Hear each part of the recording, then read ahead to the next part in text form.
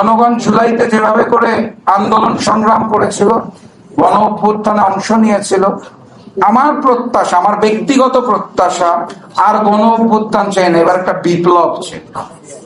একটা বিপ্লব প্রয়োজন, যে বিপ্লবের মাধ্যমে পুরা রাষ্ট্র কাঠামোটাকে ঢেলে সাজানো যাবে ভবিষ্যৎ প্রজন্মের জন্য।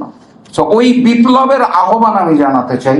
এটাই আমার প্রত্যাশা, যে সামনে যেই আন্দোলনটা আসবে সেটাকে বিপ্লবে রূপান্তর করতে হবে। আমরা গতবার গণ অভ্যুত্থান করেছি, বিপ্লব করতে চেয়েছিলাম, কিন্তু বিপ্লবটা করতে পারিনি। এবার একটা বিপ্লব সংগঠিত হতে হবে। সেই প্রত্যাশা এবং আশা রেখে আপনাদের খালি বলতে চাই, শত্রুগুলো একটু আইডেন্টিফাই করে নেন। পুরাতন জালিম কিন্তু আবার প্রবেশ করার চেষ্টা করছে। আমি আপার কথা বলছি না, আপারটা হচ্ছে পলিটিক্যাল স্ট্যান্ড বাজি, আওয়ামী লীগের কথা বলছি। পুরাতন জালিম এটা আমাদের শত্রু, মনে রাখতে হবে। আমাদের নতুন জালিম তো সবাই চিনে গেছেন, সরকারে আছে জনাব তারেক রহমান এবং সালাউদ্দিন সাহেবের নেতৃত্বে বিএনপি। আর আরেকটা শত্রু আমরা মাঝে মাঝে ভুলে যাই, অনেক রঙে রসে ভরপুর সিনেমা গান বাজনা দেখে টেকে ভুলে যায় আমাদের একটা চির শত্রু আছে, তার নাম হচ্ছে হিন্দুস্তান। এইটা ভুলে যান না, পিছন থেকে তারাই সব শয়তান গুলা।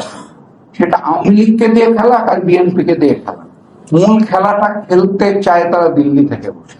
এই তিনটা শত্রুকে একটু মাথায় রেখেন, কারণ সামনের যুদ্ধটা এই ত্রিমুখী শত্রুর বিরুদ্ধে লড়তে হবে, সেই লড়াইয়ে জিততে হবে। সবাইকে অসংখ্য ধন্যবাদ।